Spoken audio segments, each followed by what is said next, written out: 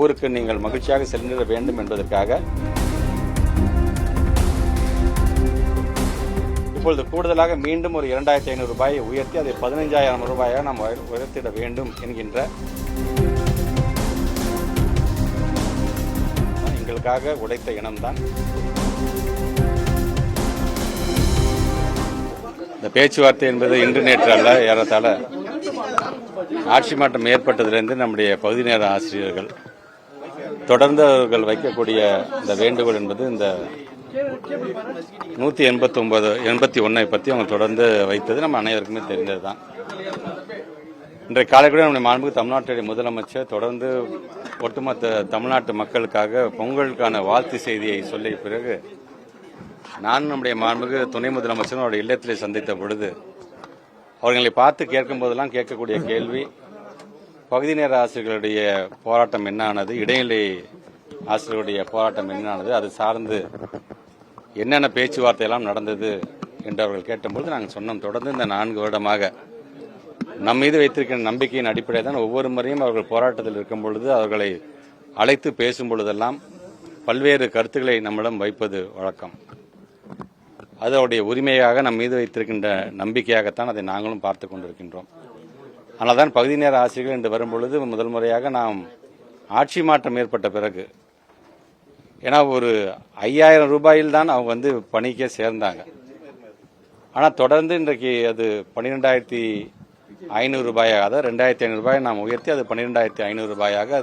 அது வரைக்கும் இன்னைக்கு வந்தபொழுது இதை வைத்து எங்களால் எப்படி குடும்பம் நடத்த முடியும் என்கின்ற அளவிற்கான அவருடைய நியாயமான கோரிக்கை. உங்களுக்கே தெரியும், நம்முடைய SSA ஃபண்ட் என்று வரும்பொழுது நம்முடைய ஒன்றிய அரசு நமக்கு வழங்க வேண்டிய ஃபண்ட் 60:40 ரேஷியோ பல்வேறு காரணங்களில் சொல்லி இதில் கையெழுத்து போட்டால் தான் பணம் தருவேன், அதில் கையெழுத்து போட்டால் தான் பணம் தருவேன் என்று சொல்லும்போது இந்த 2 வருஷமாக நம்மளுடைய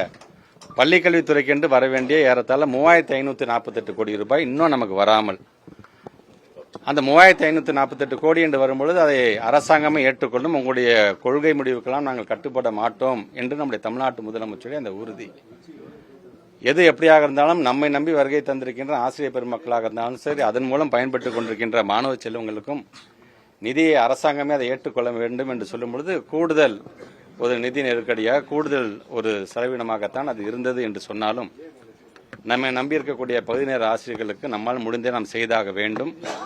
பொங்கல் வாழ்த்து செய்தி என்பது வெறும் வாழ்த்தாக மட்டும், வெறும் மகிழ்ச்சி என்பது வார்த்தையில் மட்டும் இல்லாமல் ஒட்டுமொத்த தமிழனும் மகிழ்ச்சியோடு இருந்திட வேண்டும். பொங்கல் தினத்தன்று இது போன்று அவர்கள் ஆர்ப்பாட்டத்தில் போராட்டத்தில் ஈடுபடுவது என்பது உள்ளபடி எனக்கு ஒரு கனத்த இதயத்தை தருகிறது என்று தமிழ்நாட்டு முதலமைச்சர் சொல்லி அது சார்ந்து உடனடியாக ஒரு முடிவு எடுக்க வேண்டும் என்று சொன்னார். அதனால் தலைமைச் செயலகத்துக்கு உடனடியாக என்னையும் அழைத்துக் கொண்டு அங்கே இருக்கின்ற அதிகாரிடம் பேசிய பொழுது அடுத்த கட்டமாக நம்ம என்ன செய்யலாம் என்று சொல்லும் பொழுது நான் எடுத்து சொன்னேன், அவர்களை பொறுத்தவரைக்கும் எங்களுக்கு முழு நேரம் என்பதை உறுதிப்படுத்திட வேண்டும், எங்களுக்கான பணியை நீங்கள் உறுதி செய்திட வேண்டும் என்பதுதான் அவருடைய முதல் கோரிக்கையாக இருக்கிறது என்று சொல்லும்பொழுது அது சார்ந்து